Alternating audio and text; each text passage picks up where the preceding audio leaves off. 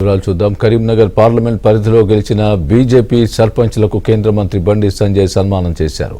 2 ఏళ్లలో కాంగ్రెస్ ప్రభుత్వం గ్రామాలకు రూపాయి కూడా ఇవ్వలేదన్న బండి సంజయ్ వచ్చే 3 ఏళ్లలో నిధులు ఇస్తారన్న నమ్మకం కూడా లేదని విమర్శించారు.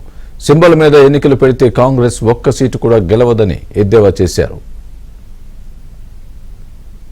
నాయకులు కూడా మీరు పక్క గ్రామాలు కూడా చెప్పుకోరావాలి. కాబట్టి కేవలము ఈ 2 సంవత్సరాల్లో రాష్ట్ర ప్రభుత్వం ఒక్క పైసా కూడా ఇయ్యలే. కానీ అయినా రాష్ట్ర ప్రభుత్వం మేము బాగా గెలుస్తాం అనుకుంటున్నారు. సింబల్ మీద ఎలక్షన్స్ పెడితే రాష్ట్ర కాంగ్రెస్ పార్టీకి ఒక్క సీటు కూడా రాదు అసలు. ఎందుకంటే ప్రజల లోపల తెలుసు రాష్ట్ర ప్రభుత్వం ఒక్క పైసా ఇయ్యలేదని చెప్పని. అందుకే కాంగ్రెస్ పార్టీ ప్రభుత్వం ఇప్పుడు ఏం చేస్తుందంటే సర్పంచ్లు అందరు గెలిచిన వాళ్ళందరికీ గంప కింద అమ్ముకున్నారు.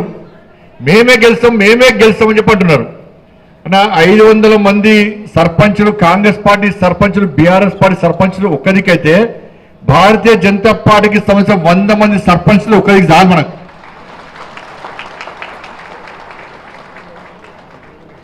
ఎందుకంటే ఆ దమ్ము మనకు ఉంటుంది, కాబట్టి వాళ్ళు మనం ఫస్ట్ నుంచి పార్టీని నమ్ముకోవడం, పార్టీ సింబల్ మీద పార్టీ కోసం గెలిచాం మనం. కాంగ్రెస్ వాళ్ళు బీఆర్ఎస్ అని చెప్పుకోలే, కాంగ్రెస్ అని చెప్పుకోలే. కానీ భారతీయ జనతా పార్టీ కార్యకర్తలు కూడా నేను భారతీయ జనతా పార్టీ బలపరుస్తున్న అభ్యర్థిని అని చెప్పించి ఎలక్షన్లో గెలిచాం మనం, అవునా కాదా?